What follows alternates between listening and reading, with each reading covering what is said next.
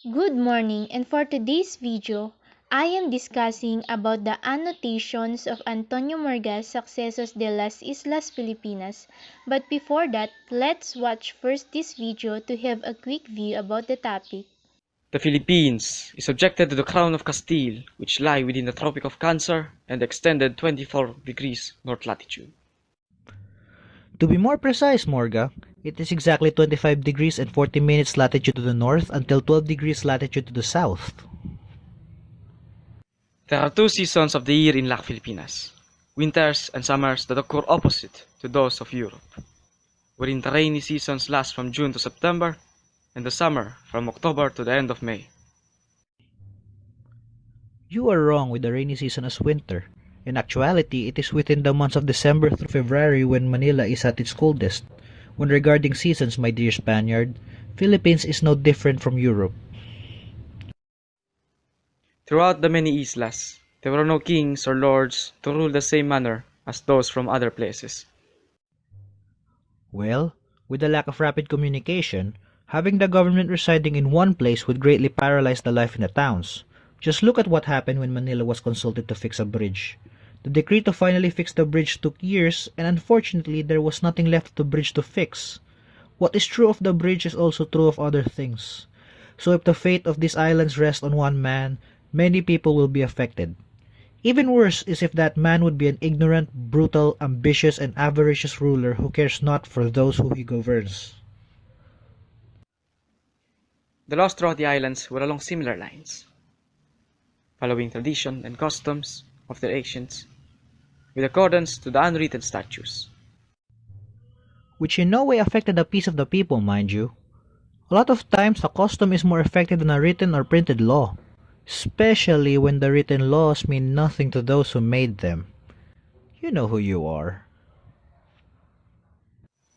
In matters of religion, the people proceeded in their primitive beliefs. They are without any knowledge of one true God and taking the pains to try and find him. Nor do they try to envision a particular one at all. This would mean a greater interaction between two societies and hopefully further improving the relationship between them. Every people has their own belief, and until now, there were no known reagent for the discovery of the true God and distinguishing him from the false ones.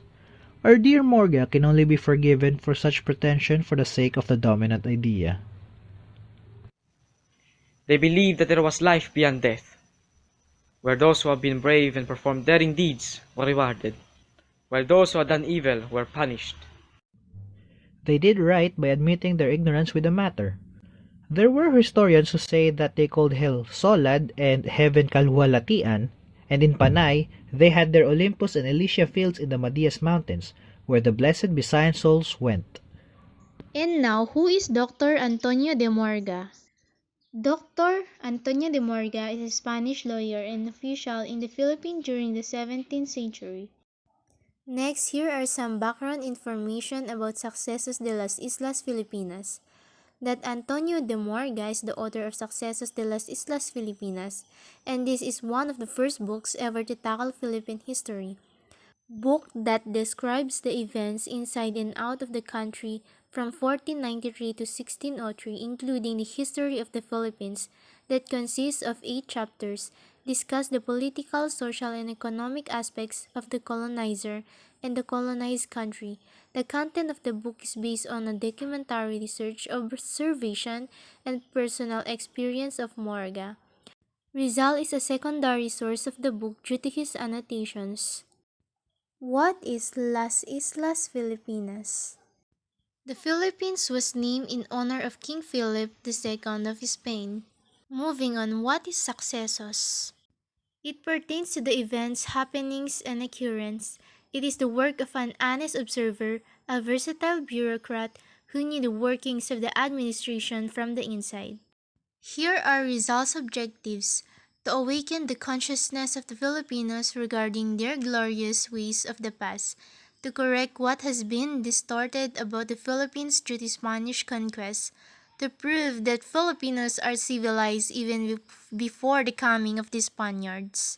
At this moment, Ferdinand Blumentritt has encouraged Rizal to write about the Philippines' pre-colonial history. Blumentritt is the best friend of Rizal.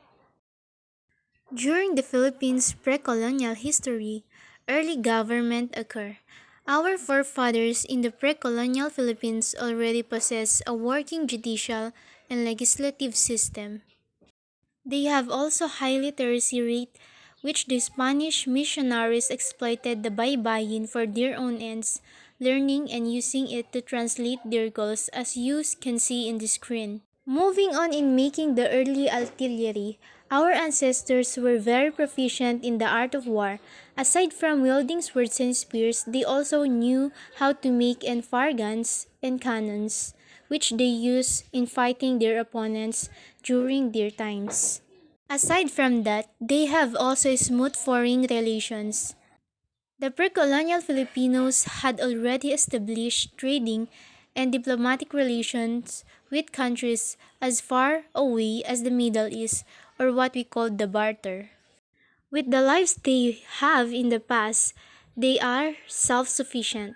In terms of food, our forefathers did not suffer from any lack therefore. Blessed with such a resource-rich country, they had enough for themselves and their families. With that, advanced civilization occurs. Our ancestors possessed a complex working society and a culture replete with works of arts and literature. And now, here is Rizal's annotations versus the MORGA'S SUCESOS. Rizal's annotations that the Philippines has not deserted and was actually habitable. And the Spaniards, like any other nation, treat food to which they are not accustomed or is unknown to them with disguise.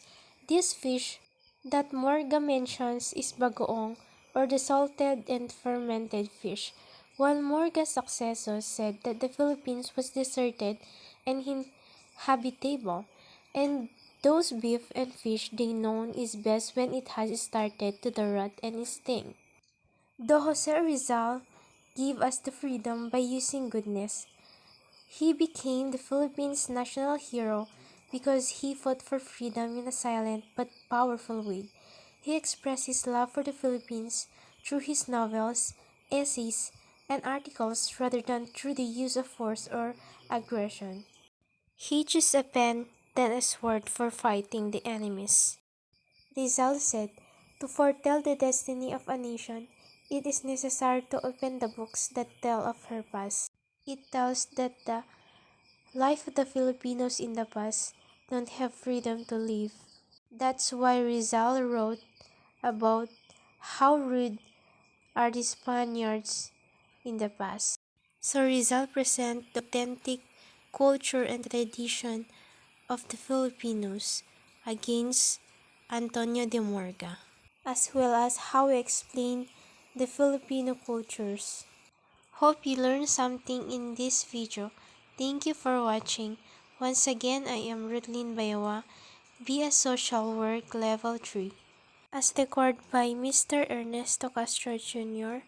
Thank you for watching, sir.